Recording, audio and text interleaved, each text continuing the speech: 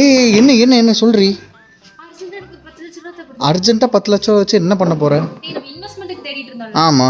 Best ஒன்னு புடிச்சிட்டேன். எப்படி?